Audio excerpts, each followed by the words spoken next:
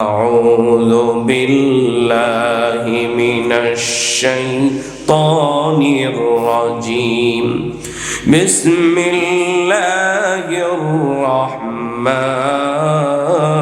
الرحيم أعرض عن ذكري فإن له معيشة ضنكا ونحشره يوم القيامة أعمى আমি আপনাদের সামনে যে আয়াত তেলাওয়াত করলাম, খুতবার শুরুতে যে আয়াতগুলি তেলাওয়াত করেছি, সেই আয়াতগুলি হলো কোরআনুল কারীমের 16তম পারার 19 নম্বর পৃষ্ঠার শেষ দিকের সূরাতুত তাহা এর 124, 25 এবং 26 নম্বর আয়াত। এই আয়াত ত্রয়কে সামনে রেখে দুই চারটি কথা আপনাদের সামনে পেশ করা। শুনবেন তো? তাহলে একটু জবাব দিয়েন। আমার হাতে যে কিতাব আছে, এই কিতাবটার নাম কি? সবাই বলে নাই, বললে গুনাহ হবে। তাহলে বলেন এই কিতাবের নাম কি? আমার আলোচনার সারাংশ, মুদ্রা কথা, মূল পয়েন্ট, এই কোরআন যারা পড়বে না, এই কোরআন যারা মানবে না, এই কোরআন যারা বিশ্বাস করবে না, এই কোরআন থেকে যারা মুখ ফিরায় নেবে, তাদের পরিণতি কি হতে পারে, তাদের পরিণাম কি হতে পারে, সেটা আমাদের জানার দরকার আছে কিনা। মন্দ বিষয়টা জানলে আমরা সেখান থেকে বেঁচে থাকতে পারবো। সেই কিছু কথা আমি আপনাদের ব্রেনটে দিয়ে যেতে চাই। আমাদের ব্রেনটে, আমি আপনাদের ব্রেনটে কিছু টাচ করতে চাই যে আল্লাহ তাআলা আমাদের কাছে যে কোরআন পাঠাইছেন, সে কোরআনটা যদি আমরা না পড়ি, কোরআন যদি না শিখি, কোরআন যদি না ধরি, কোরআন যদি না মানি, কোরআনকে যদি বিশ্বাস না করি, তাহলে আমাদের পরিণাম কতটা নিষ্ঠুরতম হতে পারে, কতটা নির্যাতিত হতে পারে, কতটা নিপীড়িত হতে পারে, কতটা হতাহত হতে পারে, সেই বিষয়টা আপনাদের সামনে পেশ করা ইনশাআল্লাহ। আল্লাহ রাব্বুল আলামিন বলেন, ومن أعرض عن ذكري, আল্লাহ রাব্বুল আলামিন বলেন, যে ব্যক্তি আমার জিকির থেকে মুখটা ফিরায় নিবে। বলেন না জিকির কার? তখন আয়াতের তরজমা, যে ব্যক্তি আমার জিকির থেকে মুখ ফিরায় নিবে। আল্লাহ রাব্বুল আলামিন সূরাতুল আনকাবুতের 45 নম্বর আয়াতে বলেন, ওয়ালা যিকরুল্লাহি আকবার, সর্বশ্রেষ্ঠ জিকির কার? আল্লাহ। সুতরাং আল্লাহর জিকির থেকে মুখ ফিরানো যাবে? আল্লাহর জিকির থেকে যারা মুখটা ফিরিয়ে নিবে, তাদের পরিণতি কি হবে, তাদের পরিণাম কি হবে?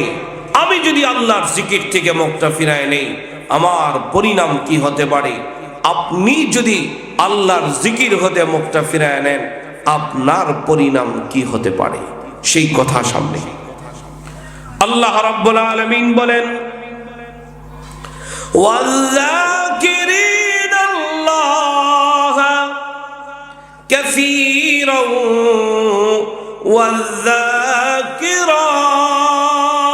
ওয়াল্যাকিরাত আ'আদ্দাল্লাহু লাহুম মাগফিরাতান ওয়া আজরান আযীমা।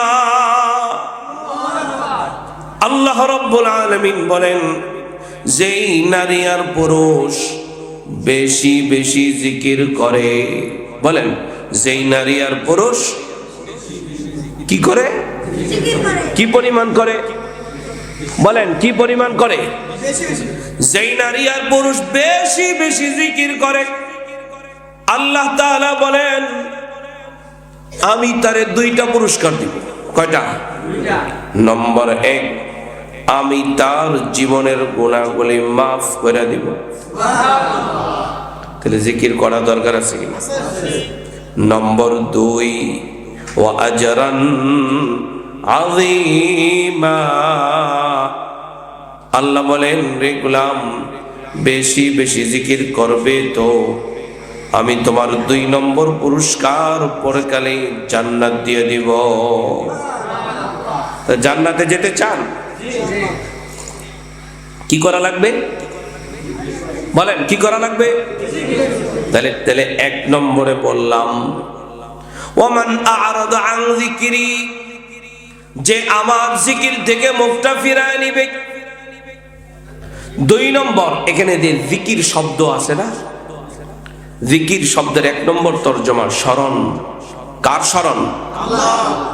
আল্লাহর স্মরণ, আল্লাহর জিকির। এটা বললাম যেহেতু এখানে লেখা হয়েছে তাফসীরুল কোরআন মাহফিল, এই জন্য আমি শুধুমাত্র জিকির শব্দের তরজমা কয়েকটা তাফসীর করব ইনশাআল্লাহ। জিকির শব্দের 2 নম্বর তরজমা, জিকির শব্দের 2 নম্বর তরজমা, 2 নম্বর অনুবাদ হলো উপদেশ।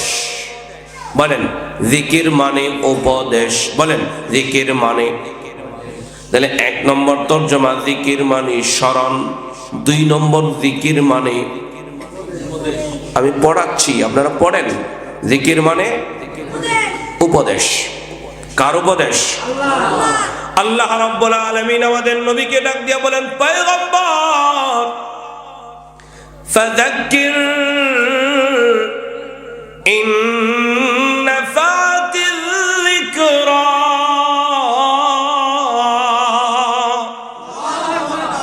পয়গম্বর আপনি উপকারী উপদেশ প্রদান করতে থাকুন। আল্লাহ তার নবীকে বলছেন, ও নবী আপনি উপদেশ দিতে থাকুন। কেমন উপদেশ? যেই উপদেশে লাভ হয়, যেই উপদেশে লাভ হয়। অন্য আয়াতে আল্লাহ বলেন ওয়াযাক্কির, পয়গম্বর আপনি উপদেশ দিতে থাকুন। ফাইন্নায যিকরা, এই উপদেশ বাণী তানফাউল মুমিনিন,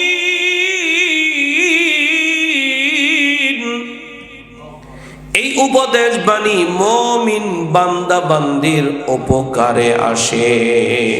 ঠিক কি না? এই যে আজকে কোরআনের মজমা, এই মজমার দ্বারা, এই উপদেশের মজমাটা উপকার না ক্ষতি? কি পরিমাণ উপকার! যেখানে দ্বীনি মজমা কায়েম হয় সেই জায়গায় অনবরত আল্লাহ তাআলা রহমত বর্ষণ করতে থাকে। সুবহানাল্লাহ। যেখানে নুরানি মজমা, কোরআনের মজমা কায়েম হয়ে যায়, তার চারপাশে রহমতি ফেরেশতারা বেষ্টনী দিয়া দাঁড়ায় যায়, আসমান পর্যন্ত দাঁড়ায় যায়। এখানে যেন কোনো প্রকার অসঙ্গতি ঘটতে না পারে, রহমতের সাগরে আমাদেরকে হাবুডুবু খাওয়াইতে থাকেন কে? লাভ না লস? তাহলে 1 নম্বর জিকির মানে স্মরণ, 2 নম্বর জিকির মানে উপদেশ। জিকির শব্দের 3 নম্বর তরজমা, জিকির মানে নামাজ। বলেন জিকির মানে নামাজ। আল্লাহ রাব্বুল আলামিন বলেন, আকিমিস সালাতা লিযিকরি,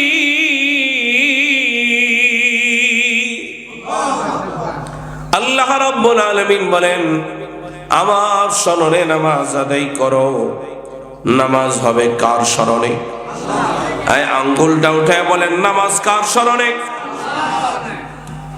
কিন্তু আমাদের দেশে কেউ কেউ নামাজ পড়ে পীরের স্মরণে, পীরের বাড়ির দিকে ফিরা পড়ে, নামাজ পড়ে কিবলার দিকে ফিরা পড়ে, মনের কিবলা লাগে পীরের বাড়ির দিকে।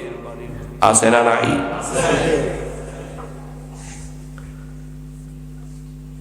নামাজরত অবস্থায় চোখ থাকবে কিবলার দিকে, সেজদার দিকে, কপাল থাকবে কিবলার দিকে, নাক থাকবে কিবলার দিকে, পুরা বডি থাকবে কিবলার দিকে। দেহের ভিতরে যে রুহু, এই রুহুর ধ্যান থাকবে কিবলার দিকে, ঠিক কিনা? কিবলা ঘুরায় দেয়, দেহের কিবলা রাখে দুনিয়ার কিবলার দিকে, অন্তরের কিবলা বানায় পীরের দিকে। এটা ঠিক না বেঠিক? এটা আপনারাই কোন ঠিক না বেঠিক? বড় কিবলা কে? ফাইনামা তুওয়াল্লু ফাসাম্মা ওয়াজহুল্লাহ।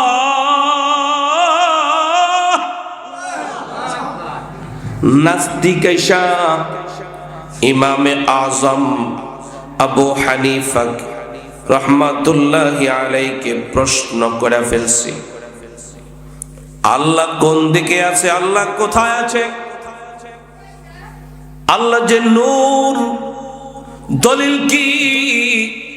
কোন দিকে দেখে আমাদেরকে বলেন।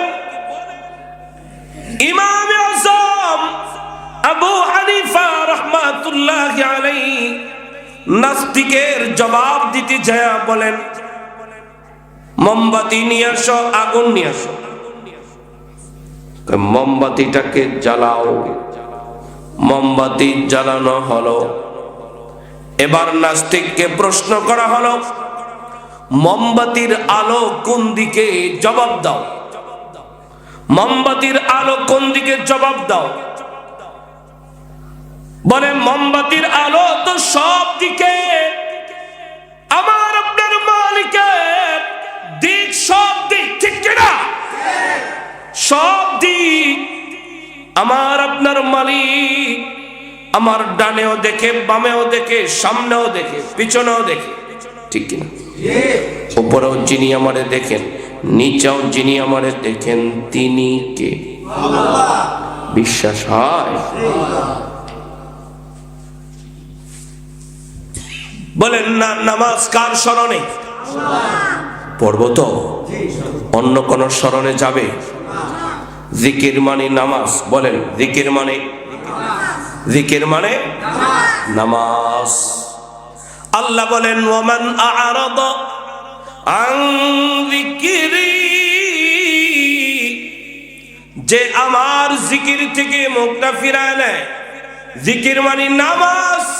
যে আমার নামাজ থেকে মুখটা ফিরায় নেয়। নামাজ কার?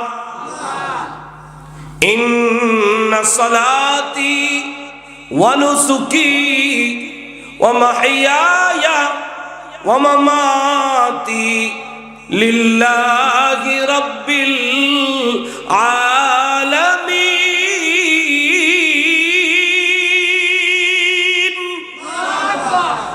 আমার নামাজ, আমার হজ, আমার কুরবানি সব কিছু কার জন্য? নাকি পীরের জন্য? বলেন কার জন্য? আঙ্গুলটা উঠায় বলেন কার জন্য? রাজি আছেন তো? আমার মালিকের জন্য। তিনি কে? আল্লাহ। তাহলে জিকির মানে নামাজ। বলেন জিকির মানে। তার যে ব্যক্তির নামাজ থেকে মুখটা ফিরায় নিবে, তার পরিণাম কি হবে?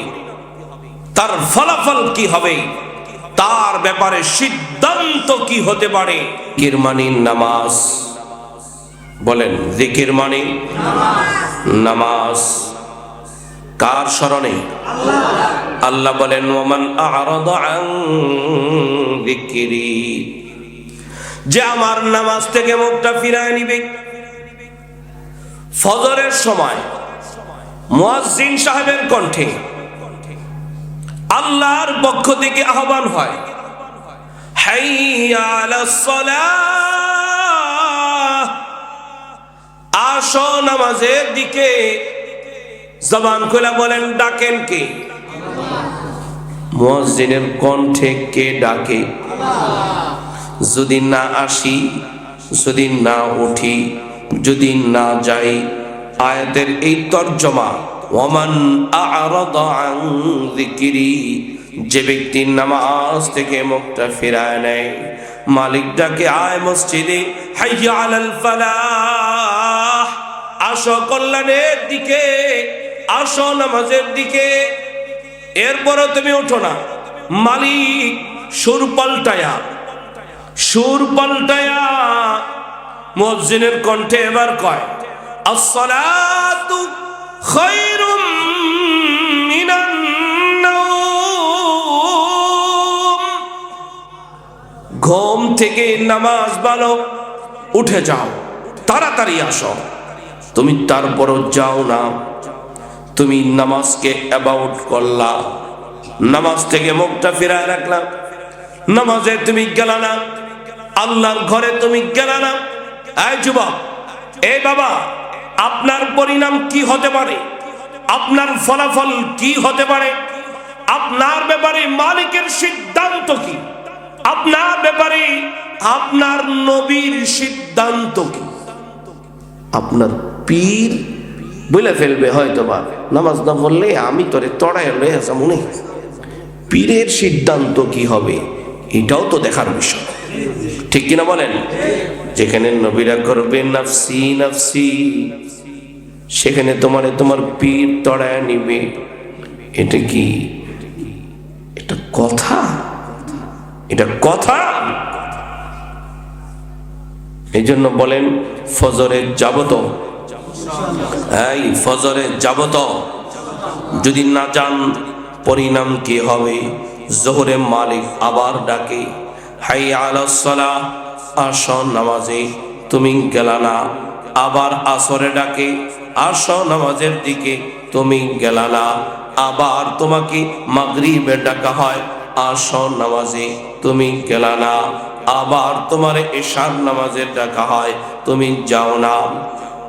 এমন একদিন দুই দিন না, তোমার হায়াতের জিন্দেগি বয়সের সীমানা 24টা বছর ধরে মালিক তোমার ডাকে, তুমি যাও না। এই বয়সটা কত? 80 বছর হয়ে গেছে, বয়োজ্যেষ্ঠ হয়ে গেছে, দাড়িগুলি সাদা, চুলগুলি সাদা, সোজা হয়ে দাঁড়াইতে পারে না, দাঁড়াইলে বসতে পারে না, বসলে দাঁড়াইতে পারে না। এখনো নামাজটা পড়েন না বাবা, এখনো পড়েন না, এখনো পর্যন্ত মালিক ডাকলে যান না। পরিণাম কি হবে? ফলাফল কি হবে? কঠিন ফলাফল। যদি একটা কথা বলি নবীজিকে, যদি আপনি আপনার নবীকে জিজ্ঞেস করেন, পয়গম্বর একটু বলে দেন না, আমি যে নামাজ পড়ি না আমার ব্যাপারে কি সিদ্ধান্ত? আপনার নবী আপনাকে বলে, লা ঈমানা লিমান লা সালাতা লাহ, এই নামাজ নাই যার, ঈমান নাই তার।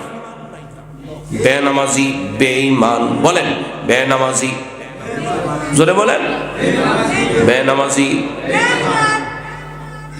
পড়বেন না বেঈমান হবেন। অনেক সময় আয়েশা কত বড় চোর, অনেক সময় ইমাম সাহেবের কাছে এসে বলে, হুজুর নামাজ পড়ি না দেখে কি হয়েছে? আমগো ঈমান আমল ঠিক আছে। বলে না? চোদ্দ চোর, সেরা চোর, বেনামাজি বেঈমান।